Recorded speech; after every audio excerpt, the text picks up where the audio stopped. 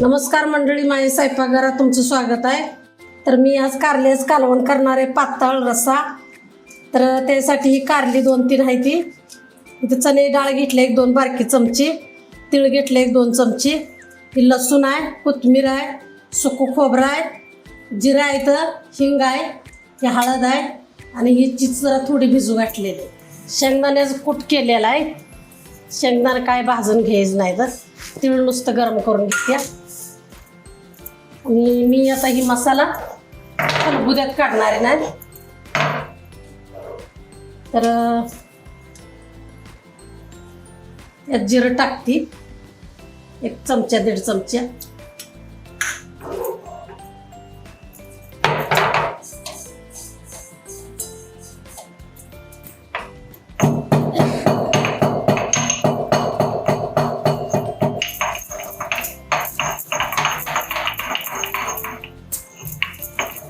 रोज रोज कालवणचा बी काय कंटाळा आलाय, कशाचं करावं म्हणलं कारलं करावं का, तर आठवड्यातनं एका दिवशी तर कारलं खाल्लं पाहिजे। तर आता हे तीळ भाजले तर मी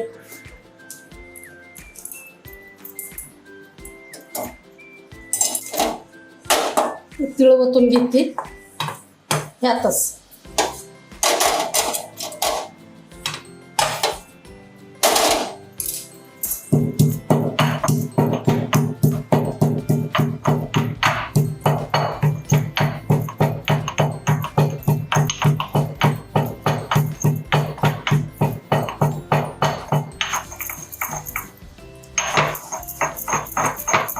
शेंगदाण्याचं कूट बी टाकायचं व्हायचं, पण आता ते वाटून ठेवलेलं आहे, ते काय तुम्हाला मी दावलं नाही आता।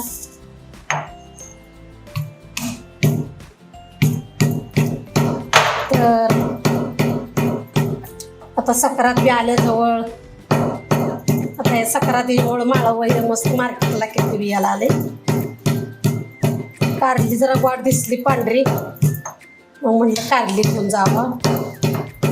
कारल्याचा व्हिडिओ मी टाकलाच नाही अजून, बघा मी कसं करते। कारलं आवडतंय का तुम्हाला? तुम्ही तसंच करून बघा। आपलं साधं आपलं खलबत्त्यातच मसाला मोठा मोठा काढायला आल्या।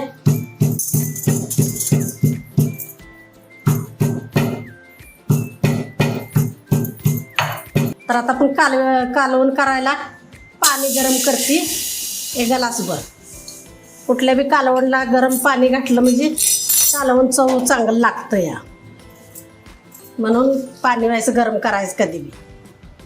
तर आता तेल टाकते 1 टोपानभर।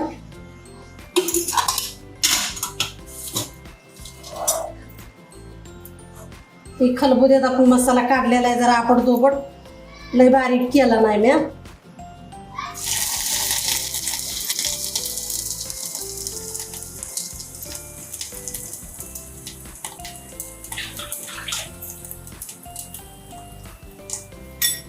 त्यात अशी आता हळद टाकून घेते 1 चमच्याभर, थोडा हिंग टाकते,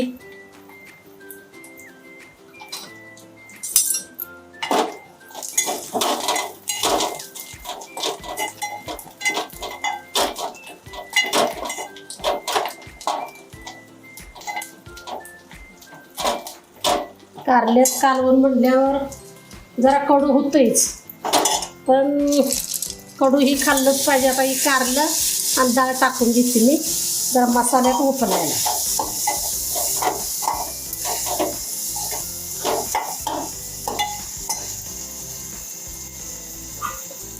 जरा ताट ठेवते आता ह्याच्यावर, जरा उफलायसाठी उफललंय जरा तेलात मसाल्यात।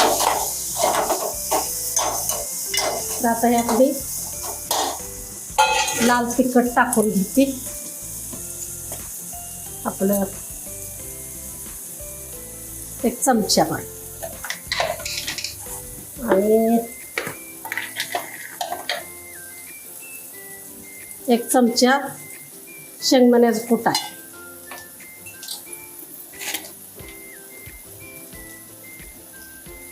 आणि चवीपुरतं मीठ टाकते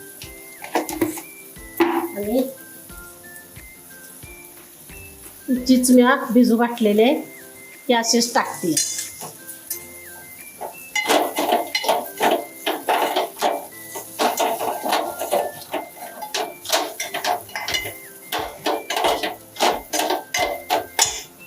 तर आता मी हे गरम पाणी करून ठेवलेलं आहे त्यात टाकून घेते.